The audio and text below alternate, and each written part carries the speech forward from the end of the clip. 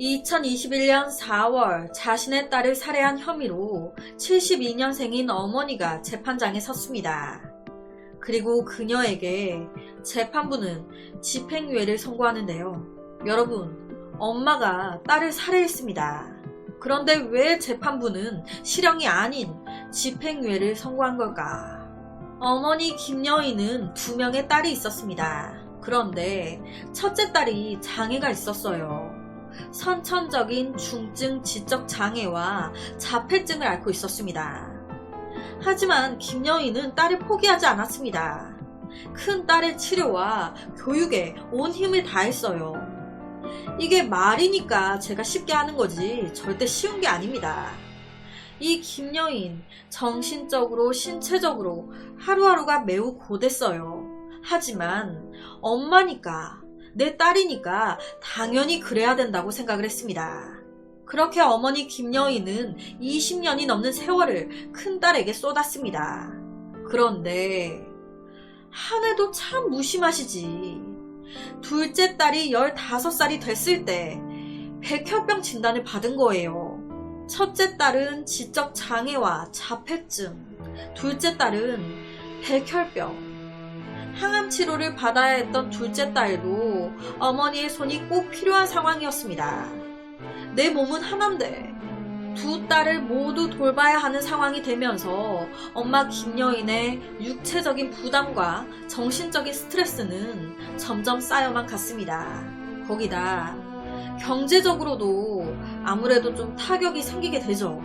저도 아이가 있어요. 어린 아들이 하나 있는데 그냥 제가 처녀일 때는 몰랐는데 애를 낳고 보니까 애가 조금 아프거나 하면 내가 뭔가를 잘못해서 내가 임신 때 관리를 제대로 하지 못해 우리 아기가 이렇게 아픈 건가? 막 이런 생각이 들더라고요. 이때 어머니 김여인 역시도 자신이 잘못한 게 아닌데 내가 잘못해서 이 두 아이들이 모두 이렇게 태어난 게 아닐까. 두 아이들 모두 이렇게 된 게 내 탓인 것 같은 그런 자책감과 우울감에 시달리기 시작하는 겁니다. 지금 여기까지만 딱 들으셔도 김여인의 인생이 참 좀 너무 슬프다라는 생각이 드는데 김여인의 고통은 여기서 끝이 아니었습니다.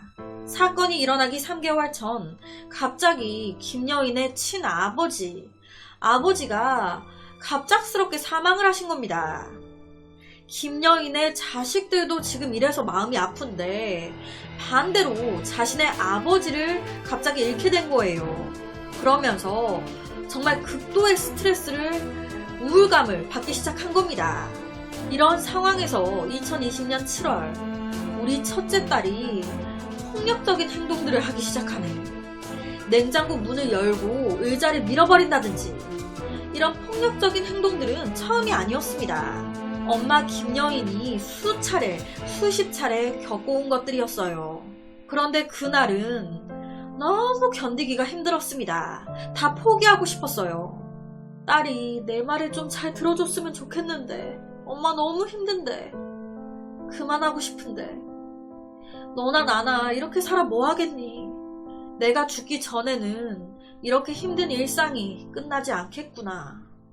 둘 다 그만하자. 첫째 딸을 죽이고 본인도 죽기로 결심을 한 겁니다. 이후에 엄마 김여인은 차를 몰아 공터로 향했습니다. 첫째 딸과 함께 말이죠. 그리고 그 공터에서 엄마 김여인은 딸의 목을 졸라 살해했습니다. 그 후에 본인도 자살 시도를 했어요. 그런데 딸을 죽이는 건 성공했지만 본인이 죽는 건 쉽지 않았던 거예요. 사실 이런 극단적인 선택 시도는 김여인 처음이 아니었습니다. 너무 정신적으로 육체적으로 힘들었었다 보니 이미 전에 한 차례 극단적인 선택을 해서 중환자실에 입원하기도 했었어요. 그런데 이번에도 딸을 죽이는 건 성공했지만 본인이 죽는 건 실패한 거죠. 중증 지적 장애분들 같은 경우는 IQ가 한 50 미만으로 사고력 판단력이 전혀 안 되기 때문에 거의 부모님들이 하루 종일 24시간 보호를 해야 되는 그런 상황들이 많다고 해요. 실제로 그런 생활을 김여인은 20년 넘게 해온 거고요. 20년 넘는 세월을 큰딸 하나 보고 큰딸에게 바친 거예요.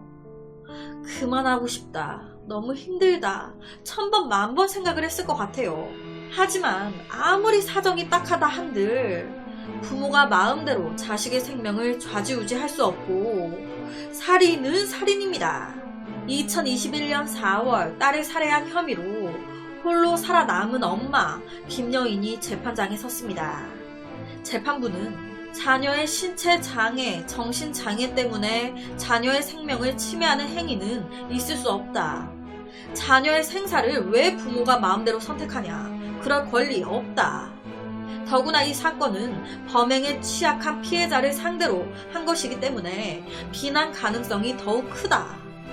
김여인과 비슷한 처지에 있는 사람이 모두 그녀와 같은 선택을 하는 것도 아니다. 라고 얘기하면서 이 김여인에게 징역 3년에 집행유예 5년을 선고했습니다. 딸을 죽인 살인인데 결론은 실형이 아닌 집행유예가 나온 거예요. 말은 차갑게 이렇게 했지만 재판부에서 선처를 해준 겁니다. 실제로 재판부는 마지막에 이런 말을 덧붙였습니다. 딱한 사정이 있다고. 살인이고 용서받을 수도 없는데 좀 뭔가 안타깝긴 한 사건인 것 같아요. 재판부 역시 같은 생각이었던 거고, 재판부는 집행유예와 더불어서 복지시설 및 단체 봉사활동, 대민 지원 봉사활동 등 40시간의 사회봉사, 이 명령도 함께 내렸는데요. 솔직히 이 사건 말고도요, 비슷한 사건이 있었어요. 30년을 지체장애 딸을 돌봐왔던 엄마가 본인도 암 선고를 받고 수술을 하게 되면서 우울증이 심하게 온 거예요. 그래서 딸, 다음 생에는 더 좋은 부모를 만나 살거라 라는 유서를 써놓고 20대 지체장애 딸을 죽이고 본인도 자살 시도를 했던 겁니다. 그런데 본인만 산 거예요. 정말 똑같죠? 이 경우는 딸을 몇십 년 돌봐왔는데 본인의 몸까지 암 선고를 받게 되면서 내가 암인데 내가 죽으면 지체장애인인 우리 딸 혼자 어떻게 사나? 이거 어떻게 살아가나? 그러니까 이제 우울증이 심해지면서 이런 잘못된 선택을 한 건데 이때 1심 재판부는요, 실형 6년을 선고했습니다. 이 사건도 안타까운 사건인데 실형을 내린 거예요. 오늘 말씀드린 김여인 사건은 집행유예. 왜 이런 차이가 나는 걸까요? 당시 김여인한테는 첫째 딸만 있는 게 아니었잖아요. 둘째 딸도 있었습니다. 둘째 딸도 지금 백혈병으로 엄마 손이 필요하단 말이에요. 그런데 재판부가 엄마를 지금 감옥에 넣어버리면 아픈 둘째 딸 어쩝니까? 그러니까 엄마야, 우리가 집행유예를 줄 테니까 남아있는 딸에게, 첫째에게 못다 해준 사랑을 더 베풀어라. 그것이 우리가 집행유예를 준 목적이고 이유다라고 말했습니다. 아이보다 하루만 더 살고 싶다는 지적장애 부모들의 한결같은 소원. 개인에게만 전가된 돌봄을 사회가 나눠 가질 때 이런 비극이 없어질 수 있지 않을까요? 그래서 오늘은 너무 안타까운 지적장애와 자폐를 앓던 딸을 살해한 한 어머니에 대한 사건을 가지고 왔습니다.